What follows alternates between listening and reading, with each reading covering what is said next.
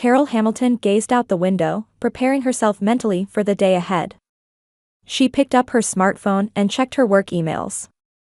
Despite it being Sunday morning, 3 urgent messages had already arrived. "I'll deal with those later," she muttered quietly as she pulled her hair back into a ponytail. After 15 years as a real estate consultant, her reputation was unshakable. Clients valued her sharp analytical skills and decisiveness, and her name had become a brand in the Los Angeles real estate market. Her husband Michael spotted Carol from the bedroom and smiled gently. "Are you ready for today?" Carol shrugged. "Just like always. It'll be a perfect family day with my mother, father, and sister." Michael didn't miss the sarcasm in her voice. He stood beside her and put his arm around her shoulder. They had chosen not to have children, prioritizing their careers and enjoying their freedom instead. However, Carol's family, especially her mother Martha, didn't understand this choice. "Just look at Diana," was Martha's typical refrain. Carol's sister Diana, for years younger, was the perfect daughter in her mother's eyes. She worked at a travel agency, always obeyed her mother, and never missed family events. In contrast, Carol was labeled a workaholic and often missed family gatherings because of work. "How long will you stay today?" Michael asked. As brief as possible, Carol answered honestly. "I'll be back by evening at the latest. I have an important meeting tomorrow." Michael kissed Carol's forehead. "You'll manage fine. I'll be working all day but should be home for dinner." Carol returned a grateful smile. Michael understood the complexity of her family relationships, a strange mixture of love and obligation. While driving, Carol thought about her father, George. Since retiring, he spent his time gardening and fishing. He was a mild-mannered, quiet man who often remained in Martha's shadow. George was proud of Carol's success but never expressed it in front of his wife and younger daughter. When Carol was a child, her role in the family was clear: she was the responsible one. She watched over young Diana when their parents were busy working. She maintained excellent grades at school and helped with chores at home. Her personal wishes and dreams were always secondary to the family's needs. Turning left onto Sunset Boulevard, Carol entered the upscale neighborhood where her childhood home stood. It was a 2-story house with a spacious yard and old-fashioned charm, inherited from her grandparents. But there was a fact few people knew: legally, the house was under joint ownership between Carol and her parents. Her grandfather had wisely arranged for the family property to be passed securely to the next generation. Carol rarely thought about this fact. In her mind, it was just the house where her parents lived and managed. She was content with her career and current life. But occasionally, her dormant sense of ownership would awaken. Parking in the driveway, Carol took a deep breath. Today's family trip had been planned by Martha weeks ago. To strengthen family bonds, Martha had said. Carol had inwardly sighed but agreed to participate as promised. Before she could ring the doorbell, eager barking came from inside the house. At least one welcoming presence awaited her: Buddy, the family's golden retriever. Carol smiled slightly. Perhaps today wouldn't be so bad after all. When she touched the doorknob, it was unlocked. Carol entered and called out, "I'm here." There was no answer. Instead, Buddy came bounding from the hallway, greeting her enthusiastically. "Mom? Dad?" Carol called out again. Beyond Buddy wagging his tail happily at her feet, the house was oddly silent. 8:15. Carol checked her watch. She had arrived precisely at the meeting time for the family trip as promised.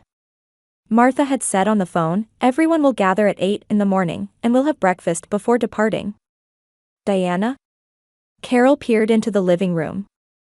Morning sunlight was streaming in, gently illuminating the antique figurines Martha cherished. But there was no sign of anyone. Heading to the kitchen, she found the coffee maker stopped with half a pot of coffee. It was still warm, indicating someone had been there recently. Buddy followed her around, occasionally whining to get her attention. "What is it, Buddy? Do you know where everyone went?" Carol spoke to the dog as she began climbing the stairs. Her parents' bedroom door was open. The bed was neatly made, but Martha's makeup was scattered across her vanity table, an unusual sight for her typically meticulous mother. The adjacent guest room, Diana's room, was similarly empty. Carol began to feel uneasy. Had there been an emergency? But if so, why hadn't anyone contacted her? She checked her smartphone again, but there were no new messages. When she returned downstairs, Buddy was waiting for her by the front door, staring at her as if he wanted his collar and leash put on. "Want to go for a walk?" Carol asked. "But I need to find the family first." At that moment, her smartphone started ringing. Her mother's name appeared on the screen. Carol sighed with relief and answered. "Mom, where are you?" "I arrived at the house, but nobody's." "Carol." Martha's cheerful voice rang out. In the background, Carol could hear the sound of waves and people laughing. "Switch to video call." Confused, Carol switched to video. The screen showed her parents and Diana standing on the deck of a cruise ship. All three were wearing sunscreen and sunglasses, already in vacation mode. "Surprise," they shouted in unison. Carol was speechless. She felt her expression rapidly changing, from confusion to understanding, and gradually to anger. "What's going on?" she asked quietly, but with evident anger in her voice. "We're setting off on a cruise," Martha said excitedly. 2 weeks in the Caribbean. Diana found a special discount. "But there were only reservations for 3 people. And since you said you were busy with work," George cut in, glancing slightly at his wife. "We didn't want to bother you." Carol tried to comprehend their words. "So you decided to leave without telling me?" "But who called me for a family trip?" "Oh, about that," Martha said, looking slightly uncomfortable. "Actually, we wanted you to take care of Buddy. Dogs aren't allowed on cruise ships, and he would hate a pet hotel, wouldn't he?" "Take care of the dog," Diana said, laughing in the video. She seemed either unaware of Carol's anger or indifferent to it. "And don't worry, we'll bring you a special gift." Carol was at a loss for words. This was her family, making decisions based on their own convenience, always expecting Carol to accommodate their plans. It was a pattern unchanged since childhood. "When will you be back?" Carol finally managed to ask. "In 2 weeks," Martha said happily. "I've sent the details by email. Buddy's food is in the storage cabinet, and he needs walks twice a day. Oh, and Mrs. Jones next door will check in occasionally." Carol looked at Buddy, who gazed up at her, innocently wagging his tail. She took a deep breath. "All right," she said calmly. "Have a good time." "Thank you, you're always so reliable," Martha said. Bye. Now. The ship is about to depart. After the video call ended, Carol sank onto the sofa. Buddy put his head on her lap, looking up at her with comforting eyes. "It's just you and me, Buddy," she whispered. Anger and betrayal swirled within her. Carol stood up and walked to the bookshelf in the living room. As if guided by something, she pulled out an old document file. Inside was the deed to the house. She reviewed the papers, confirming the house was indeed under joint ownership between her and her parents. Her smartphone rang again. This time it was from Michael. "How's it going? Has the family trip started?" His voice was cheerful. Carol explained the situation.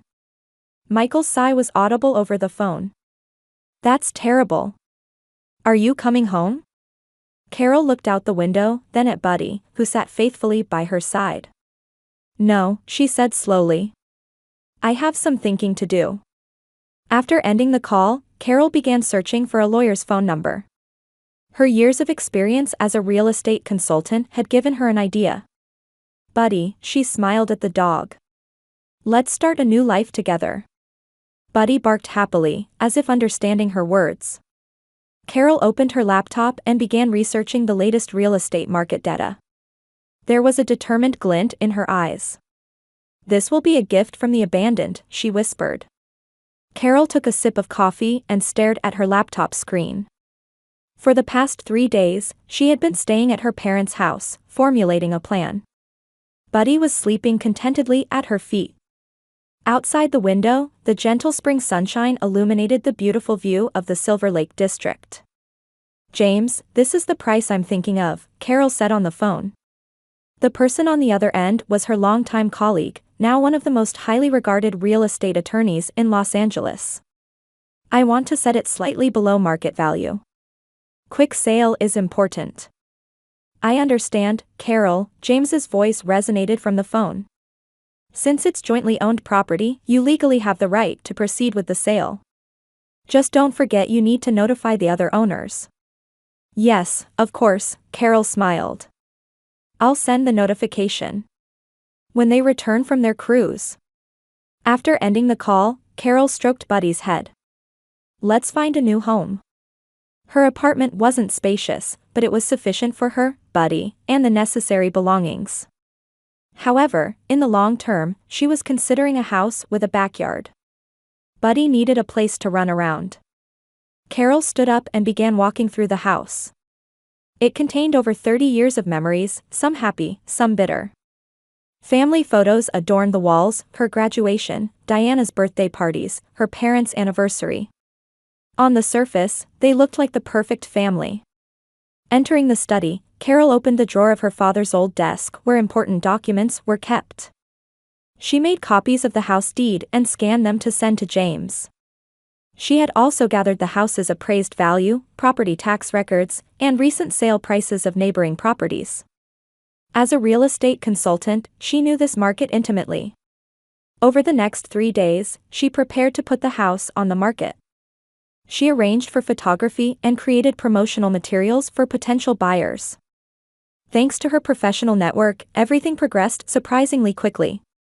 While cleaning and organizing the house, she received a message from her mother. Attached was a photo of the three of them smiling against a backdrop of blue sea. The message read, "Having a wonderful time. How's Buddy?" Carol sighed. She replied simply, "Buddy is fine." And as she stared at the photo, a firm resolve grew in her heart. On the 4th day, the first potential buyers visited. The Wilson family, a husband and wife with 2 children, aged 10 and 8. They seemed drawn to the house's spaciousness and atmosphere, especially the backyard and the living room with its fireplace. "Perfect for this family," Carol told Buddy after they left. "The 2 children will play with you." That evening, she received an offer from the Wilson family. It was slightly higher than her asking price. They liked the house and had offered favorable terms early to avoid competition. Carol accepted the offer and asked James to prepare the purchase agreement. "That was remarkably quick," she said, sitting on the sofa with Buddy. "But I think this is the right thing to do." The next day, Carol began sorting through the house's mementos. She packed her personal items, childhood photos, and keepsakes into boxes. The rest of the family's belongings went into separate labeled boxes. She rented a storage unit nearby to store them for when the family returned. "Should I throw this away?" she wondered, holding an old photo album. It contained pictures of her and Diana as children, rare moments when they actually appeared to get along. After hesitating briefly, she placed it in her own box. As the closing date approached, Carol prepared to live with Buddy in her condominium. She confirmed the pet-friendly policy and bought a bed and dishes for Buddy. Martha sent photos and messages almost daily. "Coming home soon. Can't wait to be back home." Carol read these but didn't reply. Instead, she focused on the sale proceedings. The day before closing, the final documents were completed. Carol signed at James's office and made arrangements to hand over the keys to the Wilson family. She was calm, but complex emotions swirled inside her. This wasn't just revenge, it was an act of reclaiming her own life. "We're moving tomorrow," she told Buddy. The dog responded to her tone, wagging his tail. The next morning, Carol made a final visit to her parents' bedroom. She placed a small card on the pillow. It read, "A gift from the abandoned." Her phone rang. It was a message from her mother. Coming home tomorrow. Can you pick us up at the airport? Carol read the message but didn't reply. Instead, she placed another card on the kitchen table with information about the storage facility where her parents' and Diana's belongings were kept. She also attached an invoice for the storage fees. Not exactly cheap, she chuckled softly. At noon, Carol stood in front of the front door. Buddy was on his leash, waiting beside her. The Wilson family's car appeared on the road. They had come to receive the keys to their new home. "Mrs. Hamilton, thank you so much," Mrs. Wilson said with a smile. Her husband was waiting in the car with their 2 children. "This house will be the place for our new beginning. It's for a wonderful family," Carol smiled as she handed her the keys. "Please take good care of it." "Of course," Mrs. Wilson promised. She looked up at the house and around the garden. "It's the perfect place for our children to grow up." Carol walked to her car with Buddy. She looked back one last time at the house. There was sentimentality, but no regret. "Well, Buddy," she said. "Our new life begins now." Getting into the car, Carol took a deep breath. She checked the folder containing the title transfer documents, the storage contract, and all evidence of her plan. Everything was in order. She started the engine and drove away. In the rearview mirror, she saw the Wilson family entering the house. Their children were running around excitedly. A new family was beginning to create new memories. Arriving at her apartment, Carol carried in Buddy's things and her own essentials. Her apartment was cozy but clean, bright, and big enough for Buddy. The window offered a view of downtown Los Angeles. "Our castle, Buddy," she said. "At least for now." That evening, she had dinner with Michael. She told him everything that had happened. He was surprised but understood and supported her actions. "I'd like to see their reaction when they get back," Michael said, laughing. Carol smiled. "I don't want to see it. But I can imagine it." That night, Carol lay in bed with Buddy and felt a peace she hadn't experienced in a long time. After their 2-week Caribbean cruise, a taxi carrying Martha, George, and Diana entered the quiet residential area of Silver Lake. Their faces were tanned and relaxed. Their suitcases were full of souvenirs. "It was a wonderful vacation," Martha sighed. "Thank you for your connections, Diana." Diana smiled proudly. "That's the advantage of working at a travel agency. But I feel a bit bad about Carol." "She'll understand," Martha waved her hand. "Besides, we bought her that special souvenir." "Yes," George said, looking out the window. "But I'm a little concerned that we haven't heard back from her." "She's busy, as usual," Martha shrugged. "And she's probably had her hands full taking care of Buddy." The taxi slowly pulled up in front of their house. George noticed first. "The garden looks different," he murmured. The front yard's plants, always perfectly maintained, had changed somewhat. New flowers had been planted, and some old shrubs had been removed. "I wonder if Carol did something," Martha frowned. The 3 of them got out of the taxi and retrieved their luggage.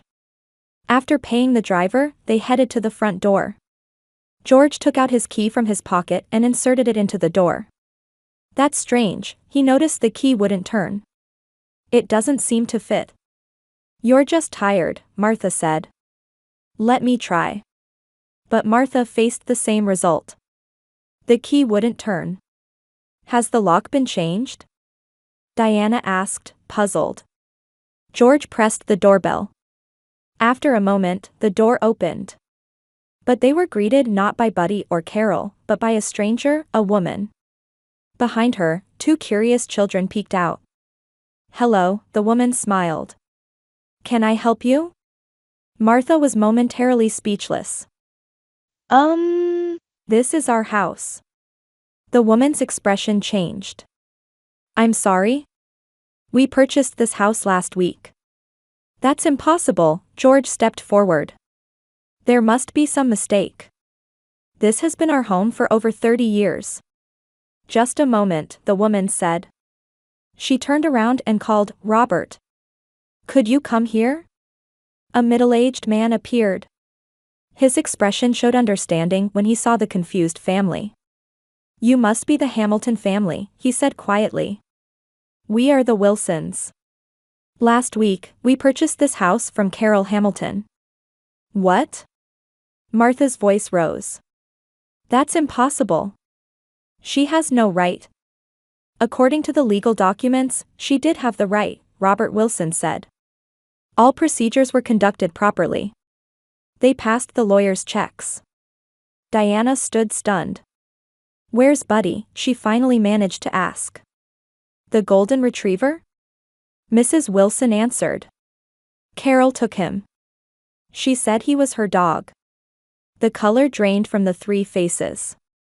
"May we see inside the house?" George asked in a trembling voice. The Wilsons exchanged glances and agreed. "Of course, please do." More shocks awaited as the three entered. Some furniture remained but had been rearranged. New paintings hung on the walls, and all their family photos were gone. Children's toys were scattered on the floor, asserting the presence of the new family. "I can't believe this was our home," Robert Wilson said. "It's a wonderful place. The children love it." Martha walked around the living room. Her cherished porcelain collection was gone. Diana ran upstairs to check her room. Her former room had been transformed into a colorful children's room. George headed to the study. His precious fishing gear and book collection were nowhere to be found. "Where are our belongings?" he asked the Wilson couple. "Carol must have left some message," Mrs. Wilson said. "I think there was something on the kitchen table."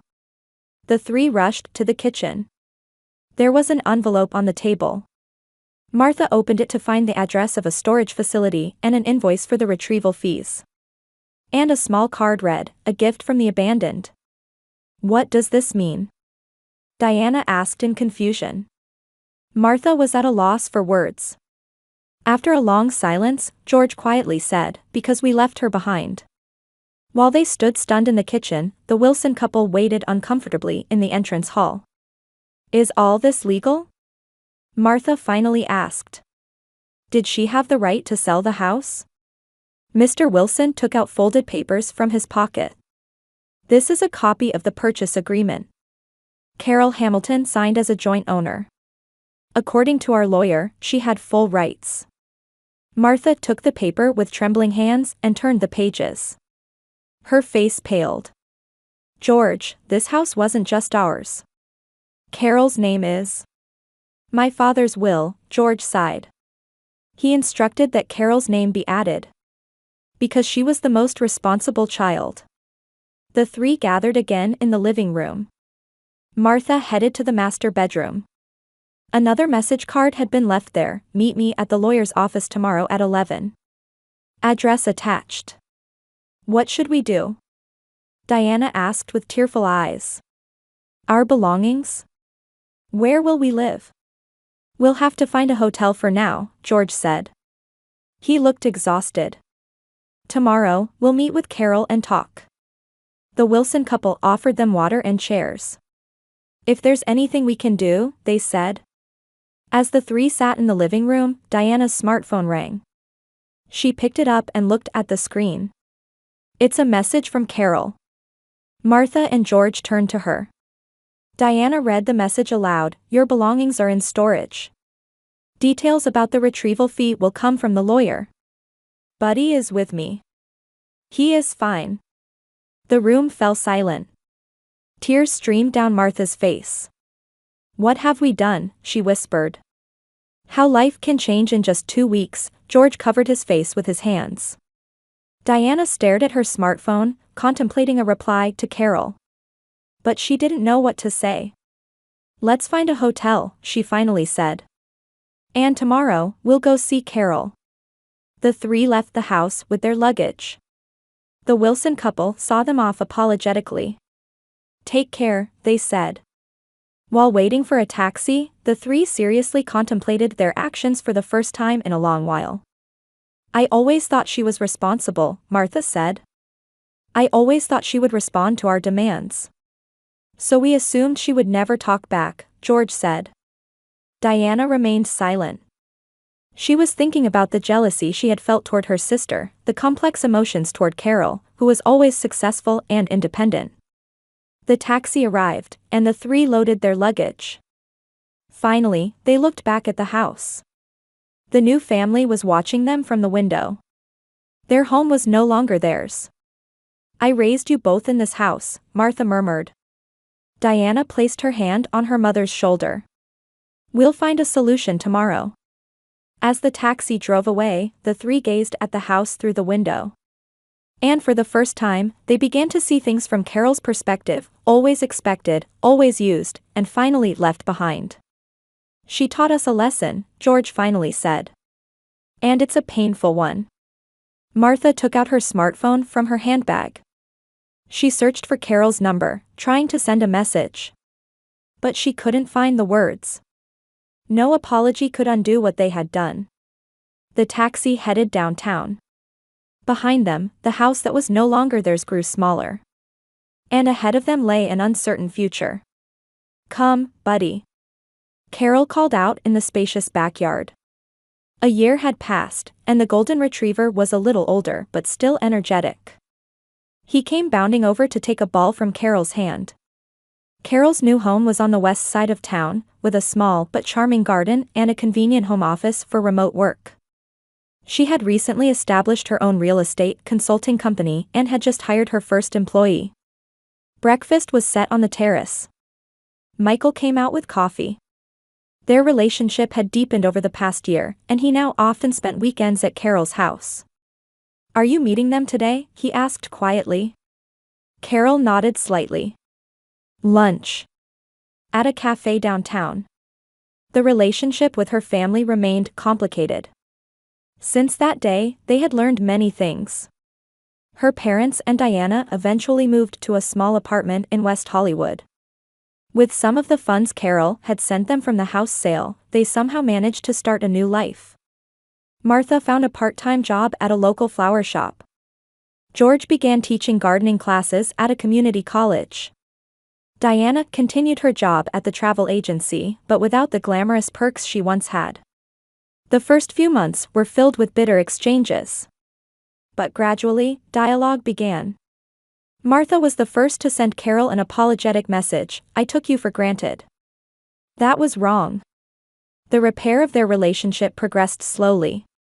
But Carol didn't completely cut them off. She set limits and boundaries. "My life is my own. I won't sacrifice it for your convenience," she made clear.